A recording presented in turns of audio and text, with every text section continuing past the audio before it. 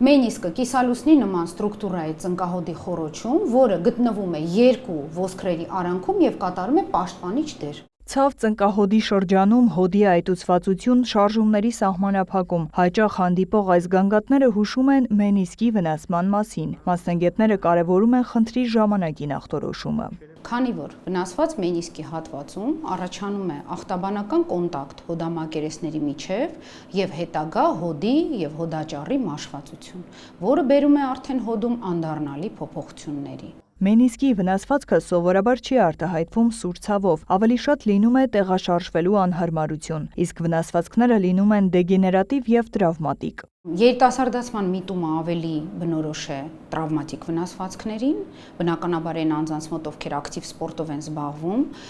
ոչ ճիշտ գերբեռնումային սպորտաձևերին, օրինակ հաճախում են մարզասրահ եւ անում են ծանր քաշերով կքանստեր, տվյալ պացիենտին, տվյալ անհատի ֆիզիոլոգիային ոչ հատուկ։ Այդ ժամանակ հանգիստ կարելի է վնասել մենիսկը։ Դեգեներատիվ վնասվածքի առաջացման հիմնական գործոններն են ավելորդ քաշը, ոտքի վրա երկար մնալը, կան նաև այլ ռիսկեր։ Եվ իհարկե էնդոկրին փոփոխություններն են բերում մենիսկի դեգեներատիվ վնասմանը, դա է խփիպը, դա է շաքարային դիաբետը եւ այն էնդոկրին հիվանդությունները, որոնք բերում են սնուցման պակասության, որը ստեղծում է նախապայման դեգեներատիվ փոփոխությունների։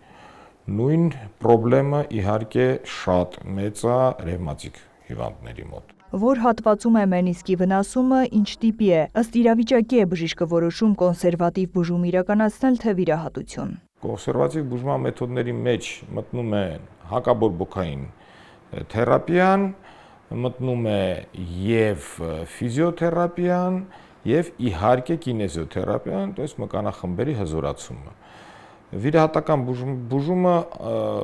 երկար ժամանակ է արդեն մինի-ինվազիվ է մենիսկների վիրահատական բուժումը, արթրոսկոպիկ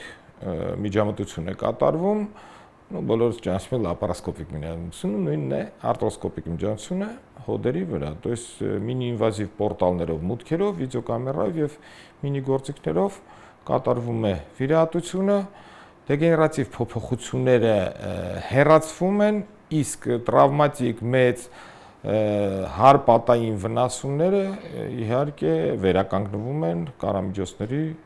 օգնությամբ։ Մենիսկների վնասվածքների դեպքում հետազոտության ոսկե ստանդարտը մագնիսառեզոնանսային շերտագրությունն է։ Այդ մեթոդը թույլ է տալիս մեզ տեսնել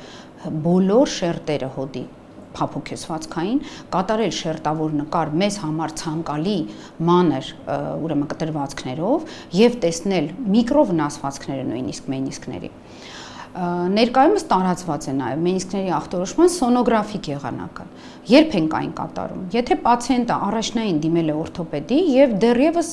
վստահություն չկա, որ այնտեղ մենիսկի վնասված կարող է լինել։ Այսինքն մենք առաջնային ուզում ենք հասկանալ մենիսկը առողջ է թե ոչ։ Ծնկի ցավն անտեսելն ու ախտորոշումը հետաձգելը կարող են հանգեցնել հոդի անդառնալի մաշվածության, մինչդեռ արթրոսկոպիան, որը հոդերի փոքր վիրահատական միջամտություն է, թույլ է տալիս, որ բուժառուն արագ ապաքինվի եւ վերադառնա լիարժեք կյանքի։ Նարեկ Ոսկանյան, Աշոտ Խաչատրյան, Լուրեր։